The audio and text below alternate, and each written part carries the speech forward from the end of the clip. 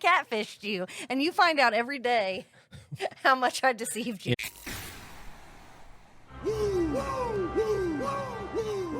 What? Did we just become best friends? Yeah!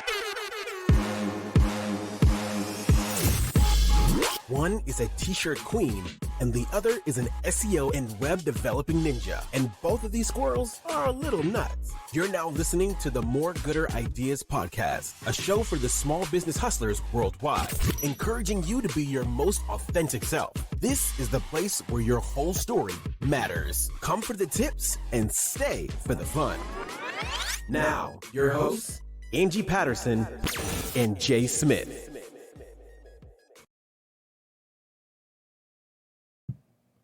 This is Getting to Know More Gooder Ideas podcast. Jay, tell me about the day you were born. Libra. Are you a true Libra? I don't know. Am I? I don't know anything about. I think it's like scales and balance. I don't really know anything about. You're going to ask the me about. zodiac. I thought maybe you would know. I'm a No, Sagittarius. Okay. Is that? I don't know. Jay, what would you say if you had to pick one 80s movie that really changed the trajectory of your life? Ferris Bueller's Day Off. Why? Because I saw it 5,000 times. And like every single little vignette in that movie could be a standalone movie if it was drawn out. It's so well written and so funny. And there had never been anything like it before. Just the fourth wall breaking, the humor, every little scene, even every actor who just did a little bit part gave it so much. Like to this day, anybody who's older than 30, you go, Bueller, they know exactly what you're talking about. And I watched a ton of Top Gun. I watched a ton of Breakfast Club. You know, back then you got a movie on VHS and you watched it 150 times. You didn't have streaming. So yeah, you had a movie, you watched it a lot. Like my sister, who was 9 years younger than me, it was Little Mermaid. And because I was her caretaker much of the time, as both of our parents worked, I watched a lot of Little Mermaid. So I knew it word for word. Yeah. Yeah. That was what a time to be alive. I'm a little bit younger than you, but even when I was like middle school, early high school, it was DVDs, but it was the same thing. You watched 100 times. I still remember, and I was never this cool or this guy, but you always knew people who had hundreds of DVDs.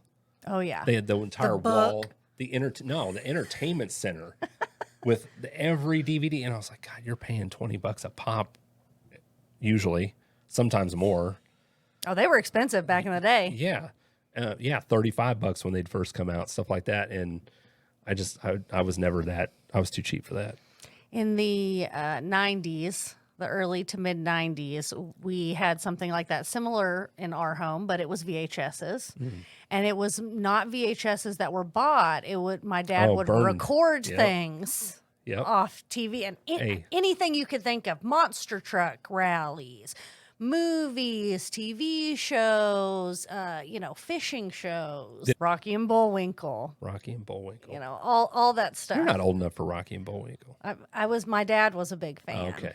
So that's what we had VHSs of every episode. So the subversive cartoons of the 70s and 80s is something that, like, you can't even describe it to people now because the humor in them was adult humor.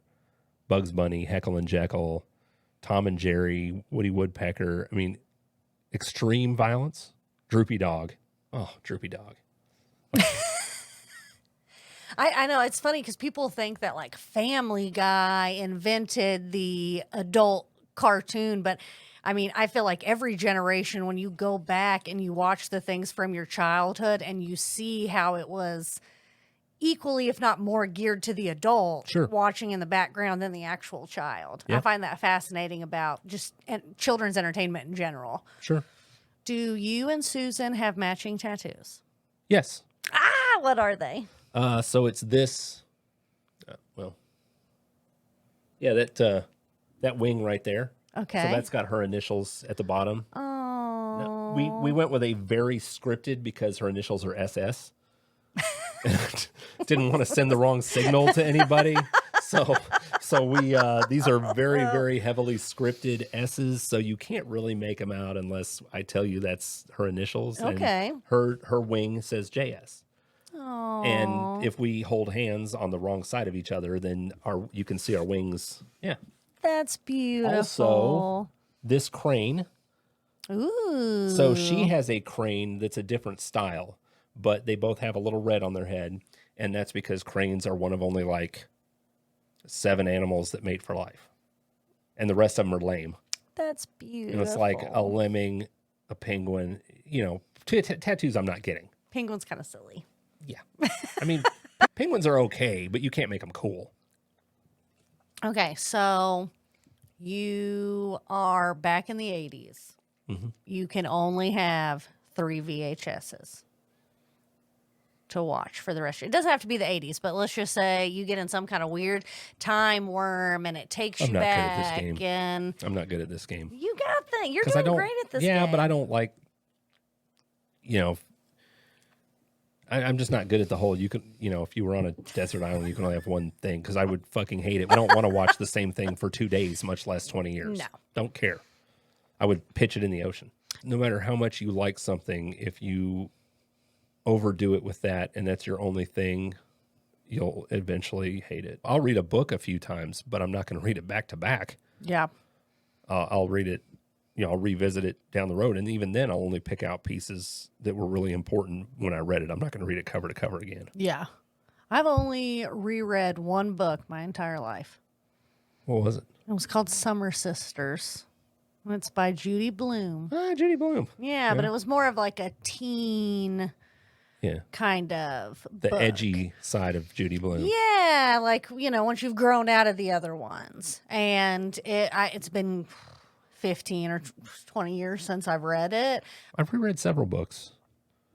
I don't remember what they all are. I mean, Building a Story Brand. I grew up reading a whole lot of Stephen King. Ooh. And I have never liked scary stuff. Like movies, I just don't like seeing violence like that.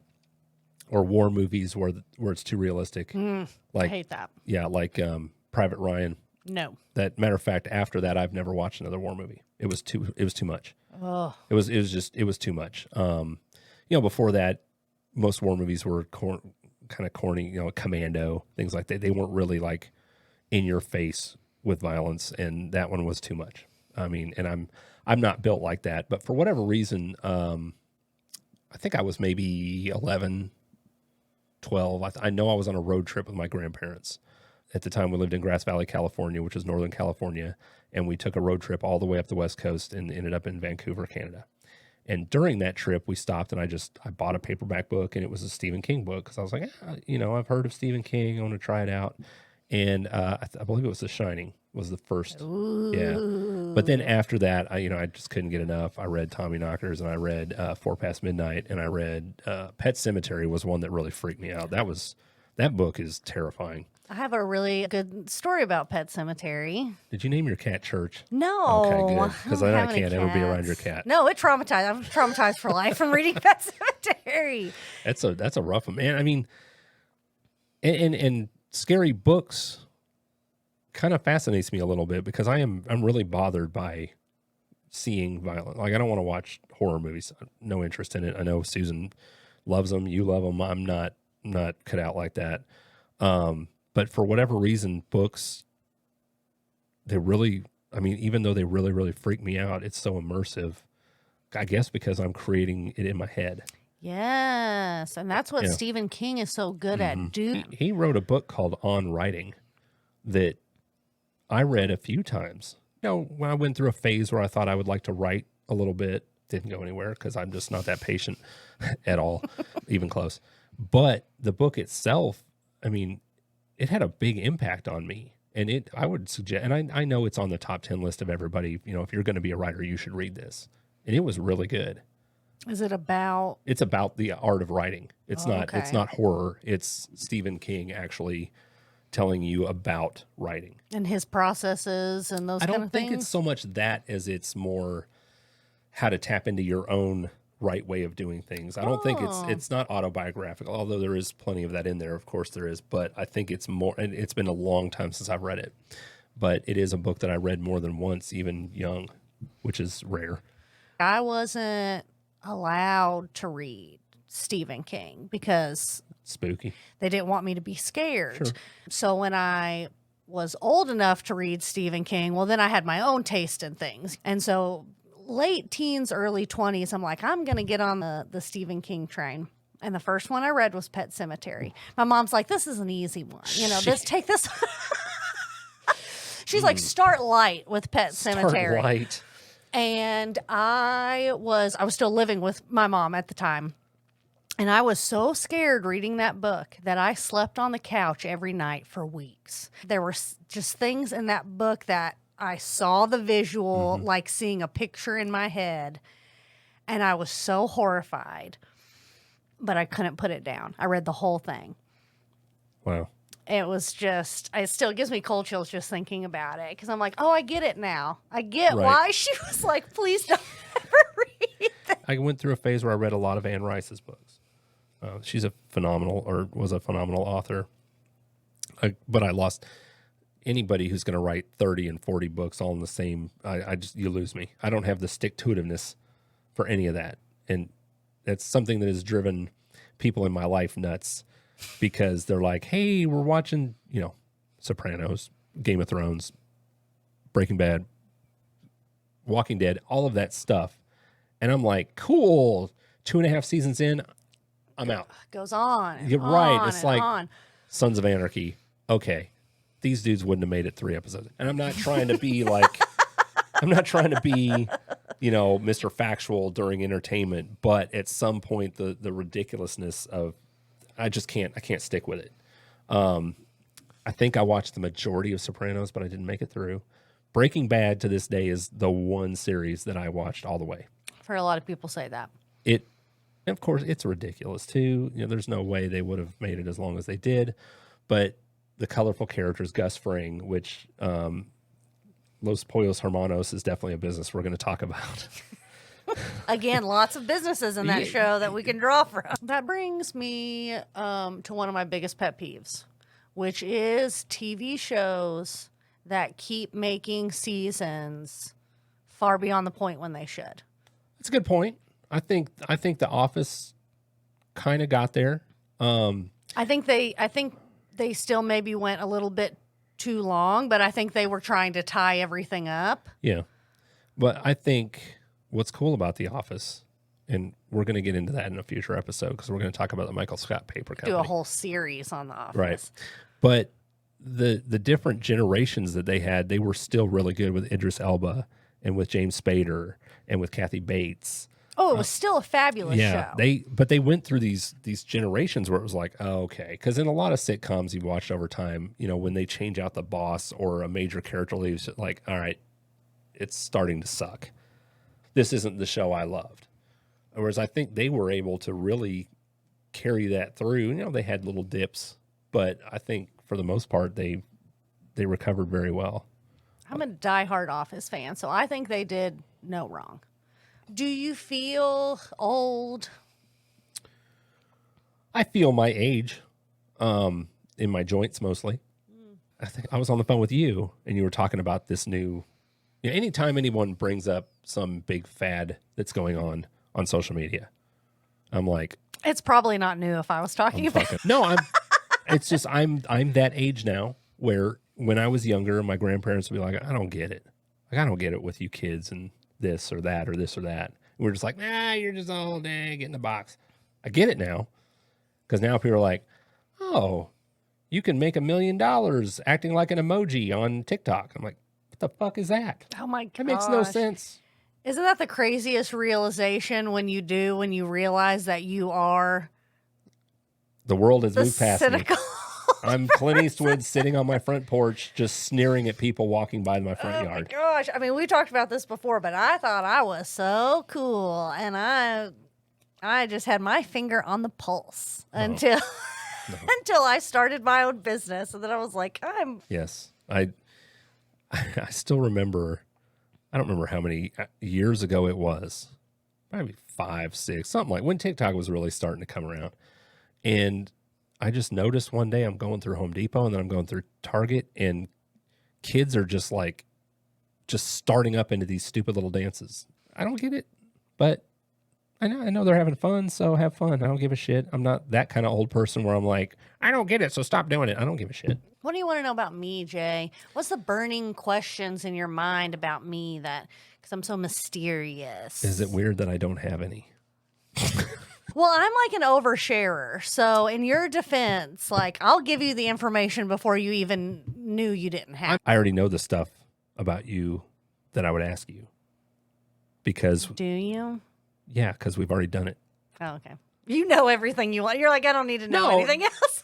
No, the way because all I ever think about is marketing in your small business and the way you're interacting with your clients and your customers. And so just like I did with Bay's Bakery, just like I did with Moss Hill, just like I do with everybody, when I go in there and I'm like, oh, this is different. This is cool. I start asking all the questions. Toonies. They probably hate me by now because they're like, why is this dude? Shut up. God. Like, we don't sell anything for you. Go away. Go and get a cookie. But that stuff fascinates me. And it's not, me asking you all the questions is kind of the phase 2 after I've already started observing things that got me really excited. And I'm really observing more and more. When I met you almost exactly a year ago, we were just the pandemic was kind of winding down. So we were having in-person events, and Susan and I were going to more flea off market vendor events and all that stuff. It was kind of something me and Susan started doing. And in so doing that, that's when I was like, oh, this is cool. And then I started zeroing in on the booths that were actually different, that were engaging with people. Well, there was somewhere I was going with that. Oh, I think that's what makes us interesting. One of the many things that makes us interesting is that we're not lifelong, diehard friends. We're friends. No, I can barely tolerate you. I catfished you, and you find out every day how much I deceived you. Yeah. But yeah, I think that's what makes us interesting, is because we are still getting to know each other. Sure. And I think that makes us unique and cool. Since you love horror movies, we just learned. Not really. You hear about Scream and Ghostface. Have you ever actually watched the movie? Yeah, I saw the first 3 of them, I think. So one of the reasons I believe why it has become up there with all of the Michael and the Jason and the Freddy is because when they promoted that movie, and you may or may not remember this, they promoted it as starring Drew Barrymore. Yep. And then, spoiler alert, she gets killed in the first 10 minutes. Right. And so it was like, right. When you saw that, because you were going to see a Drew Barrymore movie. Right. And I thought that was so genius of them to do that. Yeah. And then they focused on, was it Nev Campbell? I think so. Yeah. And, a lot of great horror movie people in that movie, too. I'm a big Matthew Lillard fan. He plays Shaggy and Scooby-Doo, but he's also in my favorite scary movie of all time, which is 13 Ghosts. If you don't like violence, don't watch it. I won't. But maybe me and Susan can have a watching Go date crazy. sometimes. You still scared when you just watch it over and over again? And you know what's coming? No, and I think as I get older, the scare thrill factor just in general, like anything, you get less scared because there's way more scarier things in the real world. Sure. And so I don't get that, oh my gosh, I'm so scared, but I can enjoy the horror of pretty much any horror movie that way. Killer Clowns from Outer Space. You familiar? I've seen that. It barely qualifies. It's one of my favorites.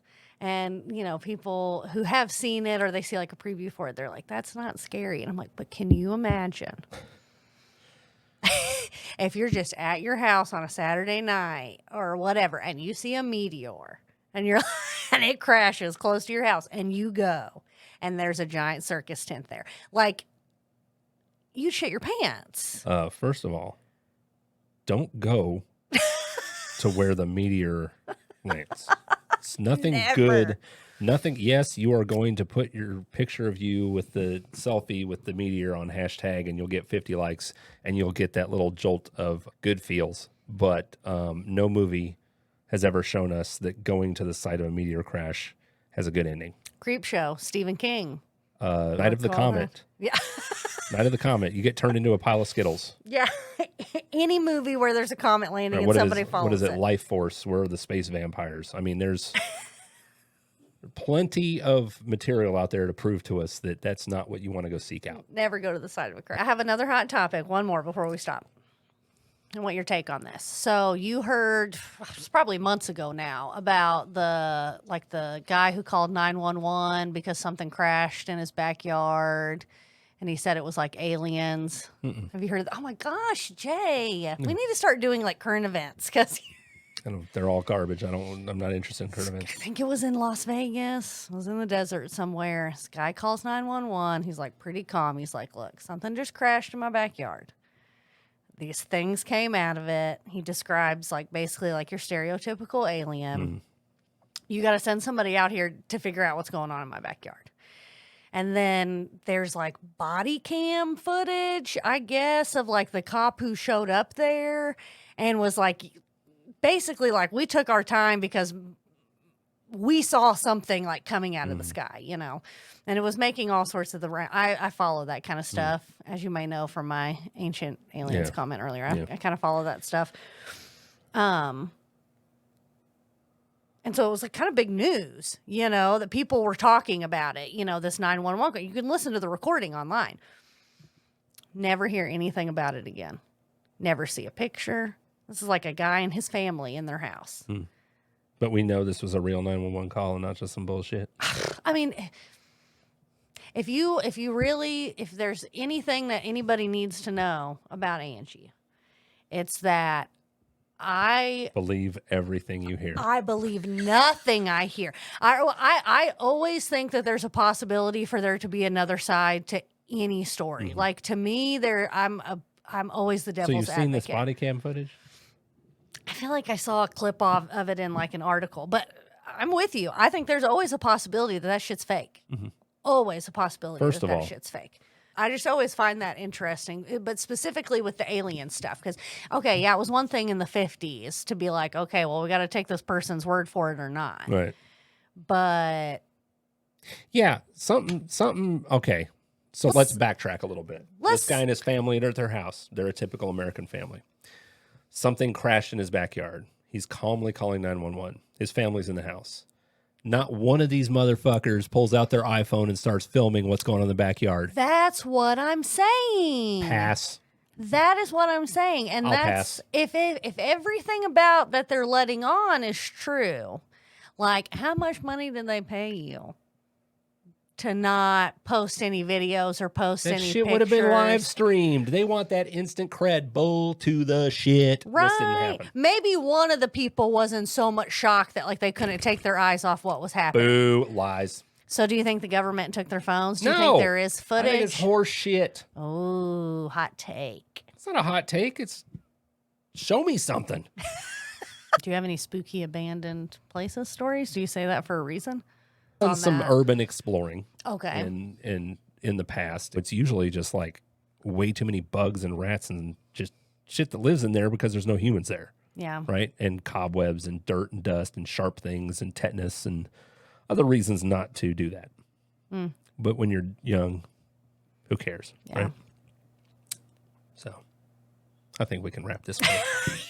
We're just babbling. Sick of me? Are you sick of me? No, now? we're just babbling. Oh man, I'll send you that article about that shark. I'm not going to read that. Thanks for checking out this episode of the More Gooder Podcast. Make sure to follow us on Instagram and Twitter at More Gooder Ideas and search us up on Facebook, the More Gooder Ideas Podcast. And don't forget to like and subscribe on your favorite podcast platform so you never miss an episode.